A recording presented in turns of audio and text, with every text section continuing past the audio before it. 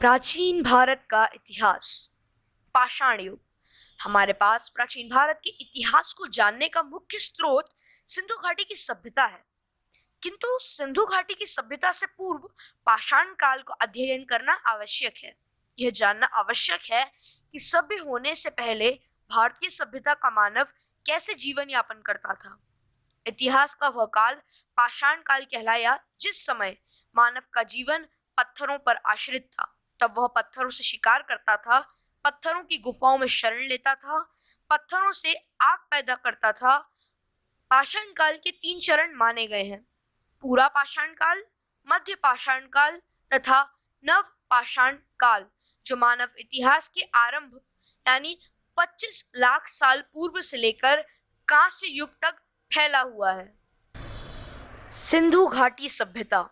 सिंधु घाटी सभ्यता यानी 3300 से लेकर 1700 ईसा पूर्व विश्व की प्राचीनतम नदी घाटी सभ्यताओं में से एक प्रमुख सभ्यता थी। यह हड़प्पा सभ्यता के नाम से भी जानी जाती है। इसका विकास सिंधु और हकड़ा के किनारे हुआ। मोहनजोदड़ो, कालीबंगा, लोथल, धोलावीरा, राखीगिरी और हड़प्पा इसके प्रमुख केंद्र थे।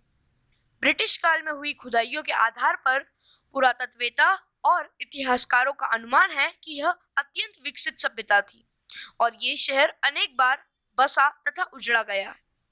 चार्ल्स मैसन ने पहली बार इस पुरानी सभ्यता की खोज की।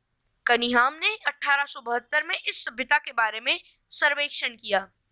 1921 में दयाराम साहनी ने हड़प्पा का उत्खनन किया।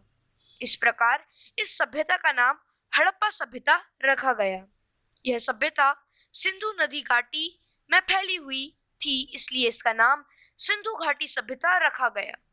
प्रथम बार नगरों के उदय के कारण इसे प्रथम नगरीकरण भी कहा जाता है।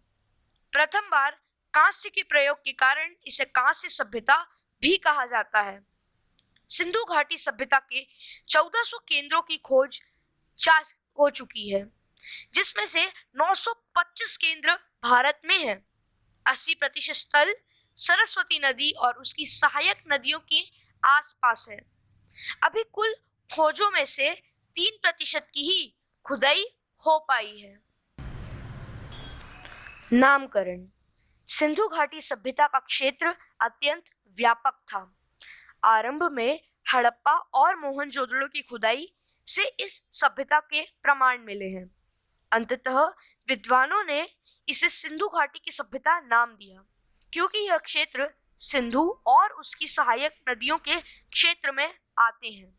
किंतु बाद में रोपड़, लोथल, कालीबंगा, वनमाली, रंगापुर आदि क्षेत्रों में भी इस सभ्यता के अवशेष मिले, जो सिंधु और उसकी सहायक नदियों के क्षेत्र से बाहर थे।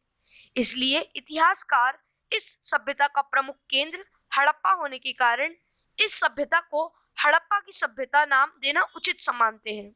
संसार की सभी प्राचीन सभ्यताओं के क्षेत्र से इस सभ्यता का क्षेत्र बहुत गुना बड़ा और विशाल था। इस परिपक्व सभ्यता का केंद्र स्थल पंजाब तथा सिंध में था। इसके बाद उसका विस्तार दक्षिण और पूर्व की दिशा में हुआ। इस प्रकार हड़प्पा संस्कृति के अंतर्गत पंजाब, सिंध और बलूचिस्तान के भाग ही नहीं, बल्कि गुजरात, राजस्थान, हरियाणा और पश्चिमी उत्तर प्रदेश के सीमांत भाग भी थे।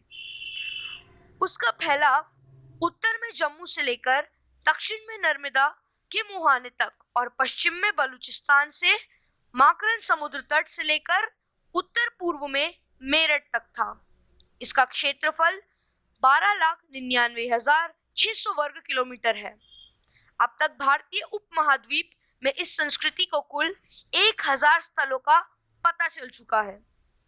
उसमें से कुछ आरंभिक अवस्था के हैं तो कुछ परिपक्व अवस्था के। परिपक्व अवस्था वाले कम जगह भी हैं। इनमें से आधा दर्जनों को ही नगर की संज्ञा दी जा सकी है। इनमें से 2 नगर बहुत ही महत्वपूर्ण हैं: पंजाब का हड़प्पा तथा सिंध का मोहनजोदड़ो। दोनों ही स्थल पाकिस्तान में हैं। दोनों एक दूसरे से 483 किलोमीटर दूर हैं और ये सिंधु नदी द्वारा जुड़े हुए थे। तीसरा नगर मोहनजोदड़ो से 130 किलोमीटर दक्षिण में चंदुहड़ो स्थल पर था, तो चौथा नगर गुजरात के खंबात की खाड़ी के ऊपर लोथल नामक स्थान पर। इसके अतिरिक्त राजस्थान के उत्तरी भाग में कालीबंगा तथा हरियाणा के हिसार जिले के बनावली में इस सभी स्थानों पर परिपक्व तथा उन्नत हड़प्पा संस्कृति के दर्शन होते हैं। इस सभ्यता की जानकारी सबसे पहले 1826 को चार्ल्स मैन को प्राप्त हुई थी।